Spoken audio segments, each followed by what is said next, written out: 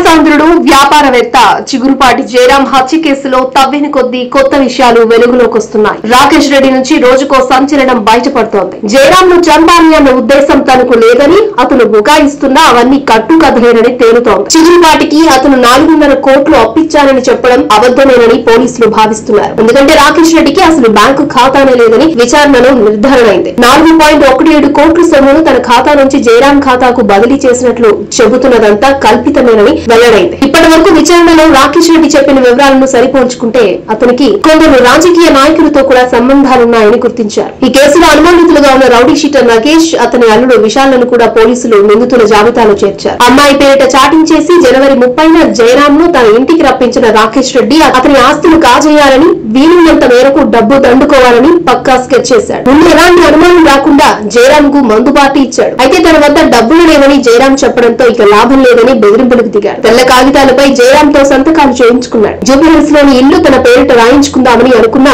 దానిపై బ్యాంకులో ఉన్నట్టు తేలడంతో ఆగ్రహంతో ఊగిపోయి దాడికి దిగాడు. కనీసం ఖాళీలా పడ్డ పెట్రోల్ పరిశ్రమల భూములైనా తీసుకోవాలన్న ఉద్దేశంతో ఖాళీ దస్తావేజులు, ప్రామిసరీ నోట్లపై సంతకాలు తీసుకుని జయరాం ను చంపేశాడని పోలీసులు చెబుతున్నారు. ఈ కేసులో మరిన్ని ఆధారాల కోసం రాకేష్ రెడ్డి, జయరాం కాల్ డేటాలను పోలీసులు విశ్లేషిస్తున్నారు. శిఖా చౌదరిని ప్రశ్నించినప్పుడు ఆమె చెప్పిన వివరాలపై కూడా వారు ఆరా తీస్తున్నారు. ఆమె చెప్పిన విషయాలను నిజమా కాదా అనే దానిపై కూడా దృష్టి సారించారు. హత్య జరిగిన రోజు శిఖా ఎందుకు జయరాం ఇంటికి వెళ్లింది అనేది ఇప్పటికీ ప్రశ్నార్థకంగా ఉంది. శిఖా చెబుతున్నట్లుగా తన ఫ్యూచర్ ప్రాజెక్టుకు సంబంధించిన ఫైల్ తీసుకునేందుకే వెళ్లాలని ఆమె చెప్పడంలో వాస్తవం ఎంత అనేది తేల్చే పనిలో పడ్డారు. ఇదే సమయంలో జయరాం, శిఖా చౌదరి మధ్య ఉన్న కొన్ని బ్యాంకు లావాదేవీలు జరిగాయని పోలీసులు గుర్తించారు. అయితే ఆయన హత్యకు ఈ లావాదేవీలతో సంబంధం ఉన్నట్లు ఇప్పుడే చెప్పలేమన్నారు. కేసులో ఇంకెవరికైనా ప్రమేయం ఉందా అనే కోణంలో ముందుకు వెళ్తున్న క్రమంలో సిరిసిల్లకు చెందిన ఒక కౌన్సిలర్ భర్తని అదుపులోకి తీసుకుని పోలీసులు విచారిస్తున్నారు. అంజిరెడ్డి, శ్రీను, రాములు అనే వ్యక్తులు రాకేష్ రెడ్డితో కలిసి రియల్ ఎస్టేట్ వ్యాపారం చేసినట్లు పోలీసులు గుర్తించారు.